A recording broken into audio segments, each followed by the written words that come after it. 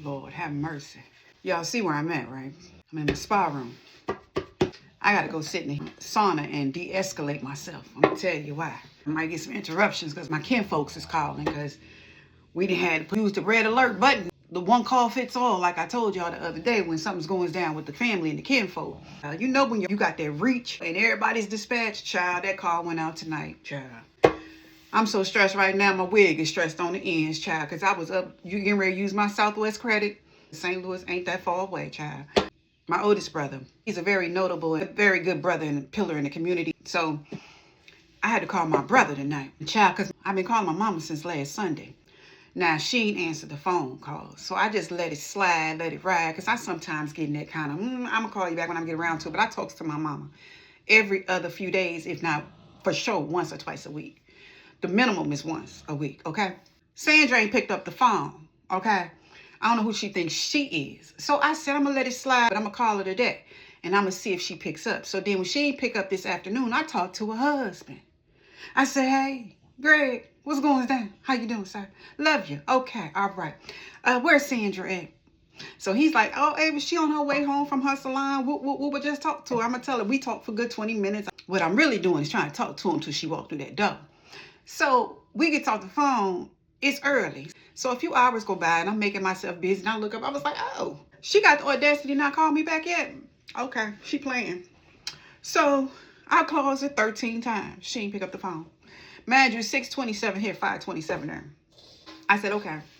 So I called Greg back. I said, hello, Greg.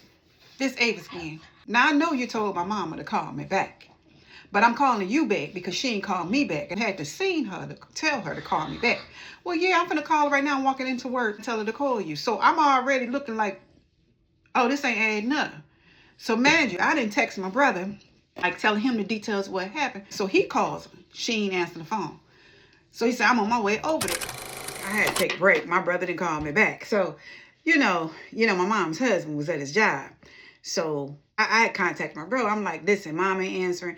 Husband had told me whoop de whoop. He said, all right, I'm going to go over there. Bet. Okay, cool. We on the same type time. So my brother talked to me the whole ride to my mama house. I'm like, well, call me back because, mama don't answer no door if she ain't expecting nobody. Then a dog going to go off and she going to get paranoid because she know her husband is not there right now. So he's like, no, stay on the phone with me. So he has to get buzzed up into my mom's house. He gets to the thing and buzzes the buzzer. My mama's husband pick up the buzzer that's supposed to go straight to the house. So I'm on speakerphone. Mind you, I'm thinking first 48. I'm like, listen, this ain't adding up because why is he picking up the call? He's like, such and such, I'm here to see my mom. He's like, well, who is it? He said, it's Rob. So he like, what you act like you don't know who I am for? It's like, oh, where you at? He was like, I'm at the front door. I buzzed the number. Like, the only way you can answer this call is from inside the house, and you supposed to be at work. So he was like, oh, you got to put a code in. He said, all right, then what's the code? So he like, blah, blah, blah, blah, blah. So it started being distorted. I said, oh, man. So I already knew where Rob was at. So we both on the same type time. And then my brother pushes in the buttons or whatever. He pushed in the wrong code. So luckily I was on the phone and I heard the number that he gave him to put in. So I told him the correct number. He got upstairs. Needless to say, Mama Sandra is okay. Praise be to God. But she ain't know she's about to get that husband. He's about to get chalk outlined. Like, listen, like, we not playing no games. Because, me and my older brother was saying, like, you just don't know people nowadays. You just don't know. You got to check in on your loved ones and not take people's word that they're okay. And she was doing that because of, whatever she has going on personally and not want to be a burden to us. But the thing is, you're a burden when you don't respond and you start doing things that's off the grid, that's not normal behavior for you. And so what I told her when we're all talking tonight, Rob fixed the phone, made sure her ringer was up because, honey, she stayed talking about she couldn't hear nobody calling. But I was saying it's selfish. You got to be intentional. He was intentional to come over there. She got to be intentional to call people back. Even if we sit and want to be having time to ourselves, we got to be intentional on making sure our loved ones know that we're okay. Because everybody's going through something, or everybody might be going through something or experiencing something. We wasn't worried about her being sick or not sick or gone from this earth.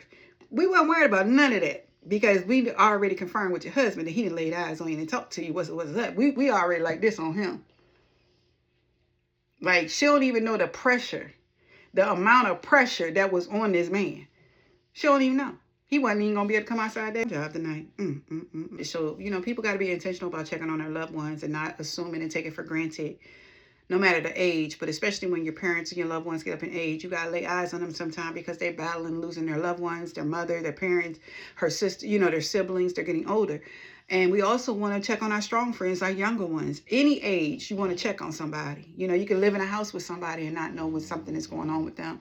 And that's what I came here to say. I felt like I needed to debrief, but I always want to debrief with a message when possible. Yes, some things are funny, but I've always lived by the message and the actions of being on the front line and learning and having a takeaway from everything that I experienced. So I just wanted to say, like, I was dressed and ready to get on that plane. Like, that's how fast I was going to get there. I really wanted to drive, but she better stop playing. I don't know who she thinks she is. Then my kids up here, I wasn't even about to tell them, child, we'd have been gone tonight. I'd have been at Lambert Airport, St. Louis, Missouri, North County. Okay?